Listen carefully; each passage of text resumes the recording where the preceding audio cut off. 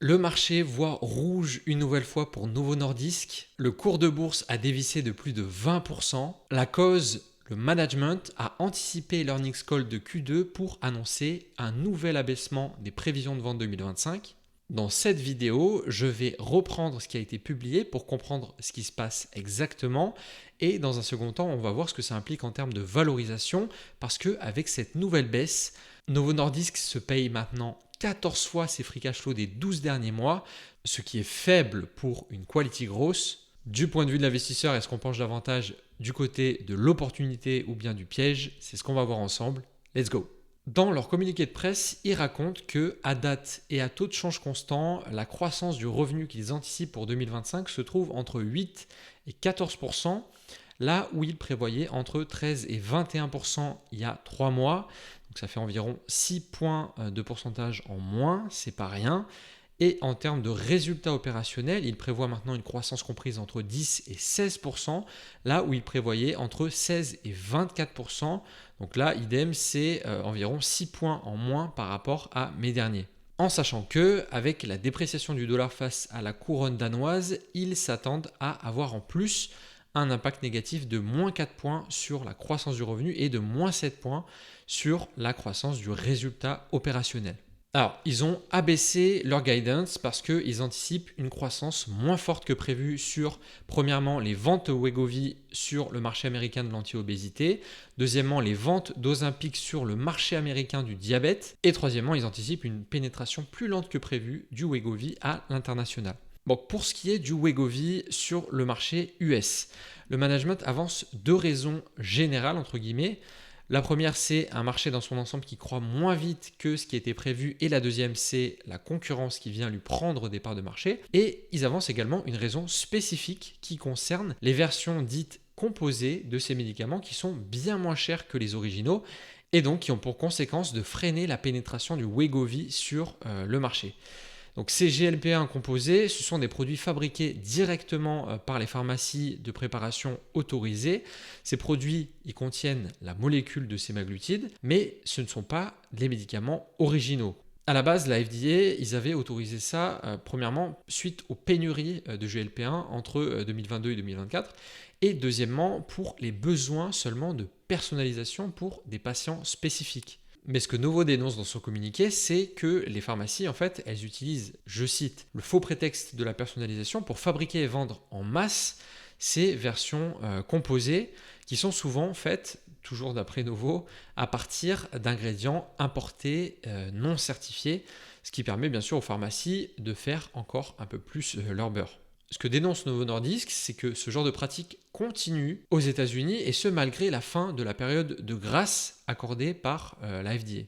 Alors, comme vous pouvez l'imaginer, les personnes qui achètent ces versions alternatives, ce sont des personnes qui sont peu ou pas couvertes par une assurance maladie et qui sont obligées d'acheter leur traitement cash. On parle de cash market dans ces cas-là. Et vu la différence de prix, c'est vrai que ça fait réfléchir parce que, d'après ce que je comprends, la version composée coûte seulement entre 200 et 300 dollars par mois contre entre 1300 et 1600 dollars. C'est donc 5 à 8 fois moins, ce qui est tout simplement énorme.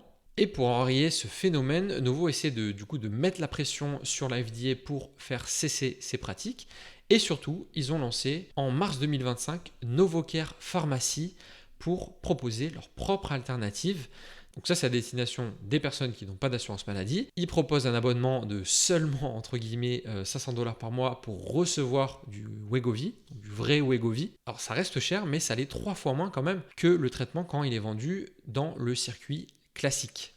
Concernant le ralentissement de la croissance des ventes d'Ozempic, là, il ne donne pas d'autre explication que le simple fait de se faire prendre des parts de marché par Lilly et son Mounjaro. C'est quand même un signal négatif qu'on pourrait presque qualifier d'inquiétant, tellement il ne donne pas de raison sous-jacente en mode on se fait prendre des parts de marché, c'est normal. Alors, il faudra attendre le 6 août pour avoir les derniers chiffres, mais au premier trimestre, on était plus ou moins sur du 60-40 en faveur de Novo sur le marché américain des GLP-1 pour traiter le diabète. Mais ce 60-40, il pourrait carrément s'inverser dans les prochains trimestres et peut-être même dès Q2 où on pourrait être à 50-50 quasiment vu l'efficacité et la pénétration du Mounjaro. Et enfin, un troisième volet, c'est la pénétration plus lente qu'attendue du Wegovy à l'international. Donc quand on parle d'international, c'est principalement l'Europe qui est un gros marché, mais il y a aussi d'autres pays comme le Canada, le Japon, la Chine, l'Inde, le Brésil, le Mexique, etc. En fait, ce qui se passe, c'est que Novo avait pris de l'avance sur les déploiements du Wegovy à l'international dès 2022 en obtenant l'autorisation de mise sur le marché en Europe et dans d'autres pays. Néanmoins, ça ne se développe pas aussi vite qu'ils espéraient, principalement, je pense, à cause du prix du médicament, qui est un frein important. Pour atténuer ce frein, il faut que le médicament il soit remboursé, au moins partiellement. Et ce que je comprends, c'est que pour le moment, le médicament reste relativement peu remboursé et dans un nombre limité de pays. Et le deuxième problème pour Novo, c'est qu'ils avaient quelques années d'avance sur le lancement à l'international, mais Lilly est en train de venir perturber encore une fois la fête parce qu'en 2025-2026, ils ont prévu de multiples lancements du Zepbound dans des pays stratégiques, ce qui risque de venir grignoter des parts de marché au Wegovy, même si en vrai ça peut également avoir l'effet inverse de dynamiser le développement du marché des traitements contre l'obésité dans ces pays-là. Je fais un commentaire avant de passer à la valo. Parce que en abaissant 2 fois de manière significative tes prévisions de croissance en 6 mois, c'est un très mauvais signal que tu envoies au marché. Alors je sais que la pharma, c'est un secteur très difficile, très complexe. Il n'y a pas de sujet là-dessus et que ça doit être très compliqué de faire des prévisions à court moyen terme. Mais le message que ça renvoie pour moi, c'est surtout que donc le management, n'a pas été assez conservateur dans tes prévisions. Tu as sous-estimé les difficultés, à la fois sur le principal marché, donc le marché américain, mais aussi la capacité à pénétrer le marché à l'international. On n'est pas vraiment dans la situation où il s'est produit 2 signes noirs, coup sur coup, que l'entreprise n'aurait jamais pu anticiper. Là, les raisons de l'abaissement de la croissance prévue, c'est simplement le marché qui ne croit pas aussi vite qu'ils avaient prévu, la concurrence qui était meilleure que prévu et l'impact négatif des ventes de certains produits alternatifs qui coûtent moins cher. Donc ça donne l'impression que le management s'est plus ou moins trompé sur les 3 aspects quand ils ont fait leur prévisionnel. On passe maintenant à la valorisation. Alors autant quand on parle de croissance du revenu et du résultat opérationnel, il y a de quoi être un peu déçu, mais quand on regarde du côté de la valo, c'est difficile de ne pas être séduit, je trouve. On commence par un bon vieux reverse DCF pour voir quel est le taux de croissance annuel des free cash flow sur 10 ans qui est pricé actuellement. Alors là, j'avoue que j'ai dû vérifier mes chiffres à 3 fois tellement c'était peu, mais je vous confirme qu'ils sont bien corrects. En prenant les free cash flow des 12 derniers mois et un taux d'actualisation à 10% et un multiple de 14 fois les free cash flow qui correspond au multiple actuel, on obtient, tenez-vous bien, un taux de croissance de seulement 3% par an sur les 10 prochaines années pour justifier le prix actuel. C'est extrêmement faible pour une société de croissance comme Novo Nordisk, quand bien même elle fait face à des challenges de taille en ce moment. Une autre manière de dire les choses, c'est qu'à multiples équivalents, si la société fait croître ses free cash flow de 3% par an sur 10 ans, vous pouvez espérer une performance de l'action d'environ 10% par an. Et si on pousse l'exercice encore un petit peu plus loin et que l'on met un taux d'actualisation cette fois-ci de 15%, qui est une performance magnifique sur 10 ans, on voit qu'il faudrait que les free cash flow aient une croissance d'environ 7,5% par an pour justifier le prix actuel. On est déjà un cran au-dessus, mais je pense que ça reste faisable compte tenu des perspectives à moyen long terme des GLP-1. Si on essaye de réfléchir un petit peu en termes de probabilité, avec un CAGR de 7,5% auquel on pourrait attribuer une probabilité moyenne de se réaliser, on pourrait réaliser une performance exceptionnelle de 15% par an sur 10 ans, ce qui revient à multiplier son capital par 4. Donc le deal sur le papier semble très correct. Donc ça, c'était un DCF inversé.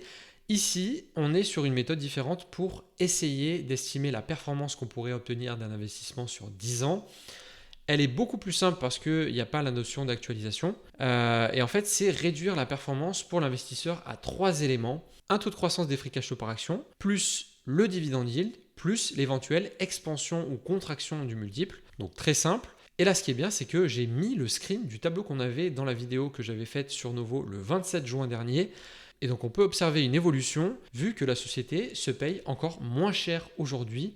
C'est 14 fois les free cash flow contre 17 fois au moment de la vidéo. Alors, le fait que le tableau aille jusqu'à 14% de croissance des free cash flow, c'est discutable, mais on peut dire qu'il est plus vert que la dernière fois. La performance qu'on pourrait attendre d'un investissement comme celui-ci, elle a l'air vraiment intéressante sur le papier parce que dans de nombreux scénarios, on est au-delà des 10%. Ce que j'ai fait également, c'est que j'ai ajusté à la baisse où on pouvait se trouver avec les worst case, best case scénarios. En juin, on était sur du 8% à 15 fois pour le scénario pessimiste et sur du 14% à 20 fois pour l'optimiste, alors qu'aujourd'hui, on est sur du 6% à 15 fois pour le scénario pessimiste et du 12% à 20 fois pour le scénario optimiste. Bref, j'aime bien faire cet exercice parce que ça aide à réfléchir à la valorisation de manière concrète, mais ça n'efface en aucun cas les challenges auxquels l'entreprise fait face et les risques qui y sont associés.